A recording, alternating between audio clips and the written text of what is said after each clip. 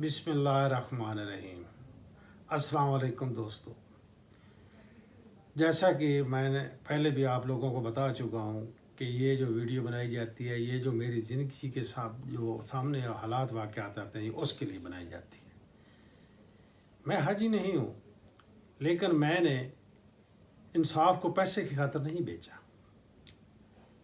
इसी तरह एक वाक़या ये हुआ है कि मैं ग़ालिबन 2013 और 14 में SHO खानेवाल था। तो मुझे एक आदमी ने जो डिस्ट्रिक्ट जंग का ही रिहायशी था, उसका कि आप शाह जीमना के सैयद हैं, तो हमारा झगड़ा हो गया है, तो हम आपसे इंसाफ की तवक्का चाहते हैं, क्या आप हमें इंसाफ दे सकते हो? तो मैंने उसको कहा कि इंशाअल्लाह ताला मेरिट पे होगी। उसका कि शाह साहब आप हमें इस चीज़ की छोटी दें, हम गरीब आदमी और जो सामने पार्टी है वो बहुत बड़ी अमीर और पावरफुल आदमी है, हमारा झगड़ा सिर्फ हुआ और हम पे डकैती का पर्चा हो गया है, तो आप अगर हमें इंसाफ दे सकते हैं तो फिर हम आपके पास आते हैं। तो मैंने कहा आप मुतमईन रहें, तफ्तीश मेरिट पे होगी।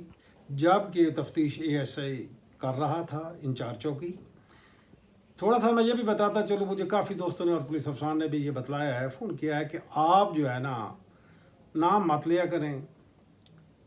इसके अलावा इंचार्ज चौकी पर तफ्तीश थी, तो मैंने जब इसकी इंक्वायरी की और मुझे पता चला कि ये सिंपल एक लड़ाई झगड़ा है, तो ये डकैती ना है।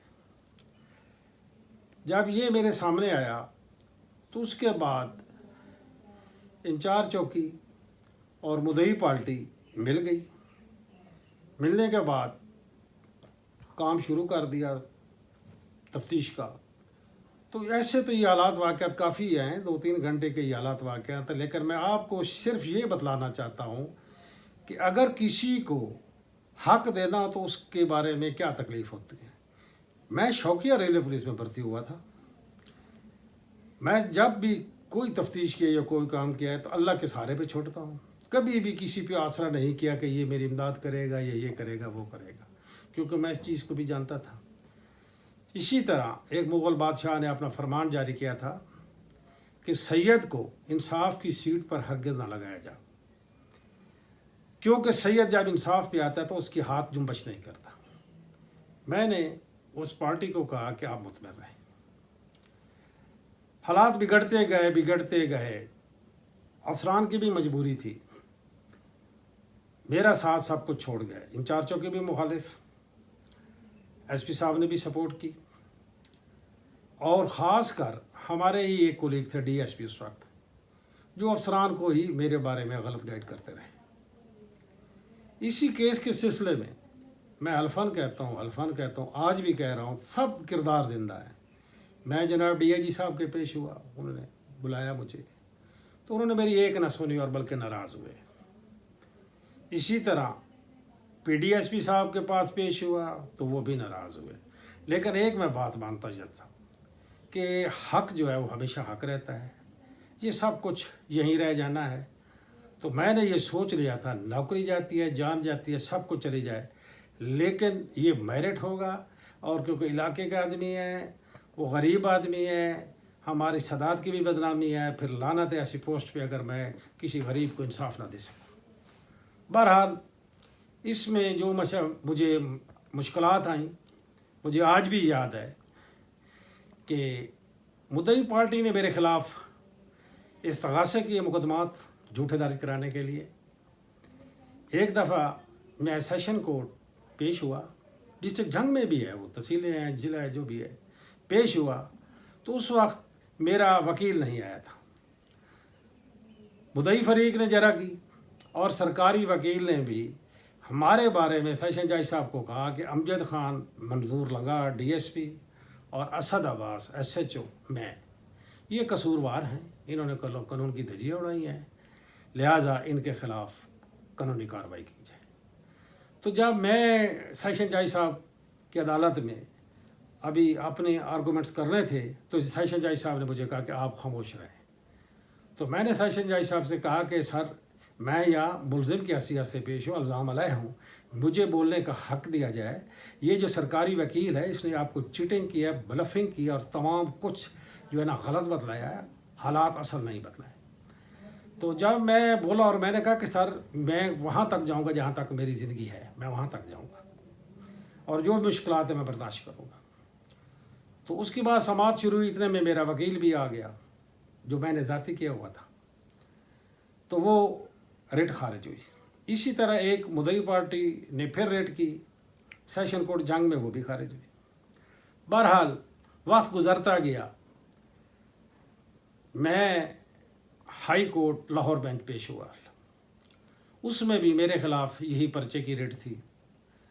تو ایک بات میں بتاتا چلوں، کچھ لوگ محسوس بھی کریں گے میرے پولیس ملازمان، ہمارے ریلوے پولیس میں کافی اس چیز کی کمی پائی جاتی ہے کہ کیونکہ یہاں زیادہ تر اس تفتیشیں کم ہوتی ہیں، قانون سے ناواقفیت، نا تجربہ کاری کی وجہ سے بھی کافی چیزیں پائی جاتی ہیں جو اس کیس میں آئی ہیں. میں ہر چیز بیان یہاں نہیں کرنا چاہتا، لیکن ہائی کورٹ جب میں پیش ہوا وہاں بھی میں نے وکیل اپنا کیا. ایک محترمہ تھی ہماری ایڈوکیٹ، وہ پیش ہوئی، لیکن میں تیاری کر کے گیا تھا، اور مدعی پارٹی کے بھی 2 وکیل تھے. وہاں بہت بحث ہوئی، اللہ کے حکم سے وہاں بھی ریٹ خارج ہوئی. اس کے بعد سی پی او میں آیا تو وہاں افسران بالا نے بھی اس چیز کو کہا کہ آپ غلط ہیں. میں نے کہا سر نہیں، میں غلط نہیں ہوں، حقیقت یہ حقیقت چھپ نہیں سکتی. بہرحال وقت گزرتا گیا. وہ غریب آدمی تھے، میرا حق تھا کہ ان کو سپورٹ کرنا. تو جب پھر ہائی کورٹ نے یہ فیصلہ کیا کہ تفتیش جو ہے وہ لاہور میں کی جائے گی، وہاں ایک ڈی ایس پی امور کر دیا گیا لاہور میں. تو اس کو اب اس ڈی ایس پی بھی مجبور تھا، کیونکہ اس میں میرا تقریباً تمام محکمہ میرے خلاف تھا. صرف اور صرف امجد منظور خان لگا ڈی ایس پی صاحب، اس نے بھی سپورٹ کی. میرا حلقہ افسر بھی تھا، ویسے بھی خاندانی آدمی ہے، اس نے بڑی سپورٹ کی. بالآخر تفتیشیں ہوتی رہیں. اترا مخالفان نے میری موجودگی میں امجد خان لگا کو مدعی پارٹی نے کہا کہ 3 کروڑ روپیہ صرف اس مثل کے خرچے کے لیے رکھ دیا جو آج سے 25 کروڑ روپے بنتا ہے. اس نے کہا کہ میں نے کہا جناب مدعی صاحب یہ جنگ ہے، پاؤں کے نیچے دیکھو یہ جنگ ہے، میں کوئی امریکہ سے نہیں آیا. آپ کروڑوں روپے لگا لیں، آپ نے بھی یہی رہنا، میں بھی یہی رہنا، نوکریاں رہیں گی یا نہ رہیں گی وہ بعد میں جو کچھ ہوگا. آپ یقین جانیں کہ وہ جو غریب پارٹی تھی وہ بھی سادات کی شاہ جیونہ کا مرید تھی. اگر ان کو اشارہ کرتا تو وہ ہر جان و مال سے وہ کبھی بھی دریغ نہ کرتے. تو اس طرح میں نے مدعی پارٹی کو کہا کہ ان کا بھی تعلق ہمارے ساتھ تھا، ویسے اچھے آدمی ہیں، لیکن ان کا مدعی پارٹی اور ملزم پارٹی کا سیاسی مسئلہ تھا اور کچھ بھی نہیں تھا، کیونکہ وہ ان کو چودھری نہیں تسلیم کرتے تھے، وہ کسی اور کو ووٹ دیتے تھے. لیکن ایک ہی گاؤں میں رہتے تھے آمنے سامنے. چودھراہٹ کا مسئلہ تھا کہ وہ تمام گاؤں ان کو سلام کرتا تھا، صرف وہ پارٹی تھی جو 3 گھروں یا 4 گھروں میں مشتمل تھی وہ ان کو سلام بھی نہیں کرتی تھی. اصل رنج بھی یہ تھا جس سے چھوٹے موٹے جھگڑے ہوتے رہے اور مدعی خلاف پارٹی کے خلاف بھی صاحب کا ریکارڈ میں پرچے ہوتے رہے. تو اس طرح حالات واقعات گزرتے ہیں. جب ڈی ایس پی صاحب لاہور سے مامور ہوئے تفتیش میں، وہ بھی گھبرائے. وہ اس لیے گھبرائے، سفارشوں سے گھبرائے، افسران بالا سے گھبرائے. تو یہ غریب آدمی تھے. مجھے یہ پتہ تھا کہ فتح ہمیشہ حق ہوتی ہے. امام حسین علیہ السلام کا فرمان ہے کہ حق کی راستے میں انسان تنہا رہ جاتا ہے.